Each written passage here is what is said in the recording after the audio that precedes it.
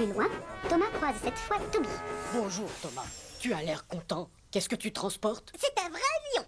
Quoi? Un vrai lion? Quelle chance tu as! Moi, on m'a juste donné de la paille à livrer. Je parie que ça ferait très plaisir à mon lion d'avoir un peu de paille. Ça t'embêterait de lui en donner? Non, bien sûr. Le mécanicien de Thomas jette donc de la paille dans la caisse du lion.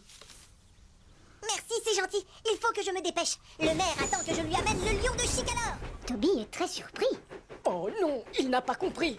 Reviens Thomas, le lion de Chicalor n'est pas... Encore trop tard. Thomas est déjà loin.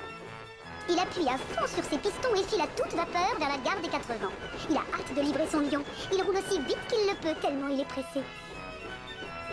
Quand il arrive aux 4 vents, le gros contrôleur l'attend sur le quai. Mais il n'est pas le seul. Les autres locomotives sont là, elles aussi. J'ai hâte de voir ton précieux colis. Oui, c'est un grand jour. Le lion de Chicalor est de retour. On décroche le wagon plat de Thomas. Puis la petite locomotive bleue va se placer à côté de ses amis. Enfin, on ouvre l'énorme caisse en bois.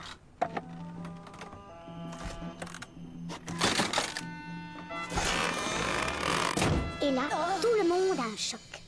Le lion de Chicalor n'est pas un vrai lion, mais juste une magnifique statue. Seulement grâce à Thomas, la statue est couverte de caramel, de poisson et de paille. Le gros contrôleur laisse éclater sa colère.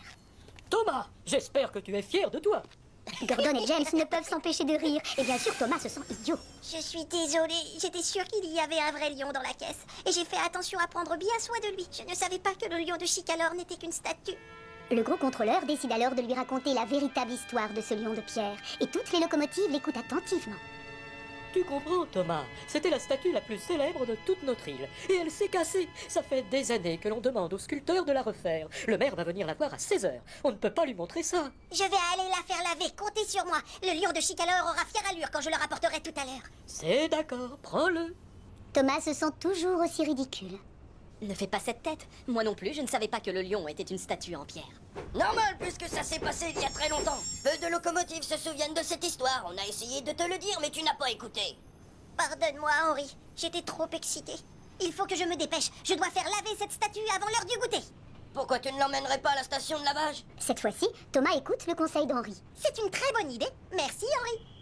Thomas s'attelle à nouveau au wagon plat et redémarre à toute vapeur. Il emporte le lion de Chicalor faire une toilette à la station de lavage.